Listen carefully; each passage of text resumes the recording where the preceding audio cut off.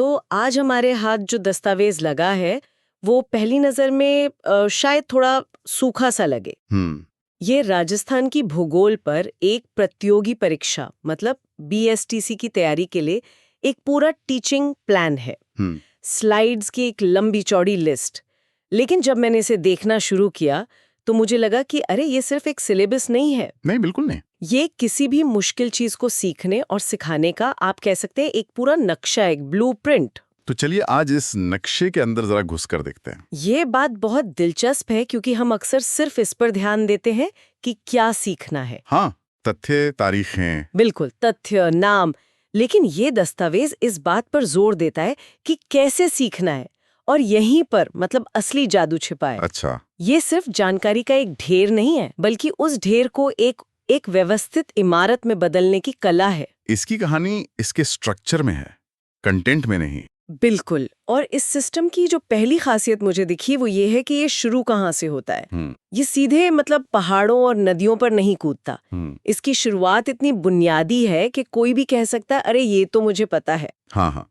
पहली कुछ स्लाइड्स का टॉपिक है राजस्थान का सामान्य परिचय और मानचित्र परिचय। और ये जानबूझकर किया गया एक बहुत ही चतुर मनोवैज्ञानिक कदम है। हाँ, सोचिए एक छात्र है, वो एक बड़ी परीक्षा की तैयारी कर रहा है। हाँ, दबाव तो होता ही है। बहुत दबाव है। हाँ। अब अगर उसे पहले दिन अरावली पर्वतमाला की जटिल संरचना के बारे में पढ़ा दिया जाए तो वो शायद घबरा जाएगा। सही बात है। शुरुआत में ही हौसला पस्त हो जाएगा। ठीक है। ये योजना उस घबराहट को खत्म करती है। ये शुरू होती है भारत के नक्शे में राजस्थान कहाँ है, यहाँ से। अच्छा। फिर बताती है कि राज्य का सबसे उत्तरी गांव कौन सा है, दक्षिणी कौन सा है। ये वो जानकारी है जो शायद उसे पहले से पता हो। यह समझना बहुत आसान है। इसे सीखने का ज्ञात से अज्ञात की ओर का सिद्धांत कहते हैं।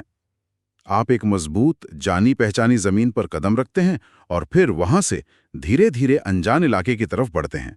तो ये सिर्फ आत्मविश्वास बढ़ाने के लिए है या इसका कोई और मतलब गहरा फायदा भी है? आत्मविश्वास तो एक हिस्सा है ही, लेकिन इसका एक और गहरा फायदा है जो अक्सर लोग भूल जाते हैं। अच्छा। ये सिर्फ हिम्मत देने के लिए नहीं है, ये दिमाग में एक मानसिक अलमारी बनाने जैसा है। मानसिक अलमारी? हाँ। जब आप पहले से जानते हैं कि गंगानगर उत्तर में है और बांसवाड़ा दक्षिण में, तो आपके दिमाग में एक फ्रेमवर्क, एक ढांचा तैयार हो जाता है। ठीक है। बाद में जब आप नदियों के बारे में पढ़ते हैं और आपको पता चलता है कि माही नदी दक्षिण से प्रवेश करती है, तो आपका दिमाग उस जानकारी को सही दराज में डाल पाता है। अच्छा, मतलब जानकारी को सही जगह पे फाइल करने के लिए पहले से कैबिनेट बना रहे हैं। बिल्कुल। बिना इस कैबिनेट के सारी जानकारी बस एक ढेर बन जाती है। आपको तथ्य तो शायद याद रह जाएं, लेकिन वो आपस में जुड़ेंगे नहीं। ये नींव सिर्फ इमारत को खड़ा करने के लिए नहीं है, बल्कि ये तय करने के लिए भी है कि हर कमरा अपनी सही जगह पर हो। यही वजह है कि क्षेत्रफल, पड़ोसी राज्य, ये सब पहले पढ़ाया जाता है।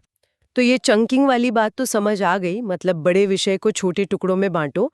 लेकिन ये दस्तावेज सिर्फ क्या सीखना है पर नहीं रुकता। नहीं, इसका एक पूरा हिस्सा इस बात पर है कि परीक्षा में नंबर कैसे लाने हैं। हाँ, जो शायद छात्रों के लिए सबसे जरूरी हिस्सा है।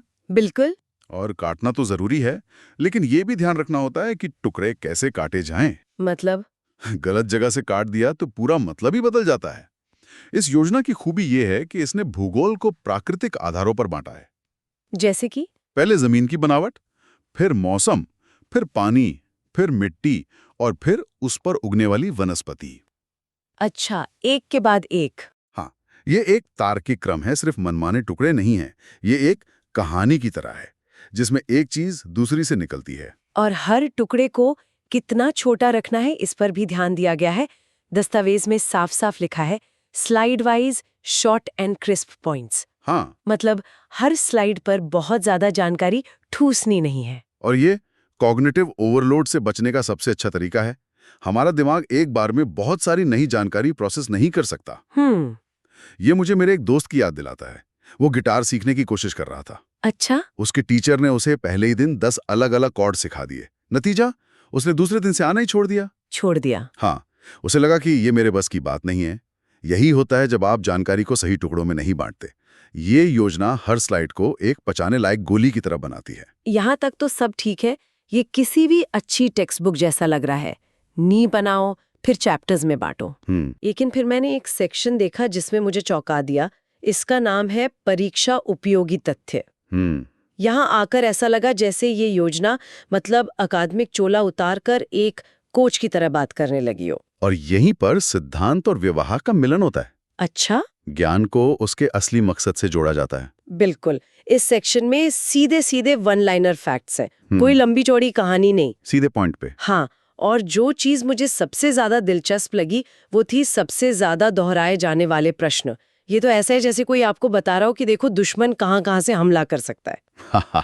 बिल्कुल। ये सिर्फ पढ़ाना नहीं है, ये सीधे सीधे परीक्षा को हैक करने की कोशिश है। इसे स्मार्ट स्टडी कहते हैं।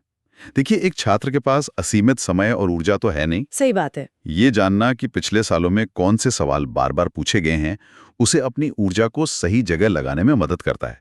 ये 80-20 का नियम लागू करने जैसा है। मतलब 20% सिलेबस पर ध्यान दो जहां से 80% सवाल आते हैं। ठीक वही, और ये सिलसिला यही नहीं रुकता। इसके ठीक बाद अभ्यास के लिए वस्तुनिष्ठ प्रश्न यानी MCQs की एक पूरी स्लाइड है और उनके जवाब अगली स्लाइड पर है, ताकि आप खुद को परख सकें। हाँ, और सबसे आखिर में एक क्विक रिवीजन स्लाइड है जिसमें मेमोरी ट्रिक्स और एग्जाम टिप्स हैं। ये तो मतलब पूरा 360 डिग्री पैकेज है। ये सीखने के पूरे चक्र को पूरा करता है। पहला कदम ज्ञान प्राप्त करना, लर्न। दूसरा कदम अभ्यास करना, प्रैक्टिस, जो MCQ से होता है। और तीसरा और शायद सबसे महत्वपूर्ण कदम, दोहराना, रिवाइज, जिसके लिए क्विक रिवीजन स्लाइड है। ज्यादातर लोग पहले कदम पर ही रुक जाते हैं। वो पढ़ते रहते हैं, लेकिन अभ्यास और रिवीजन के बिना वो ज्ञान परीक्षा के दबाव में काफूर हो जाता है। और ये मेमोरी ट्रिक्स वाली बात, क्या ये एक तरह का शॉर्टकट या जुगाड़ नहीं है? लोग अक्सर ऐसा सोचते हैं, लेकिन ये मनोविज्ञान का एक बहुत मजबूत टूल है। कैसे? मेमोरी ट्रिक्स, जिन्हें निमोनिक्स भी कहते हैं, वो उबाऊ जानकारी को एक मजेदार या अजीब कहानी से जोड़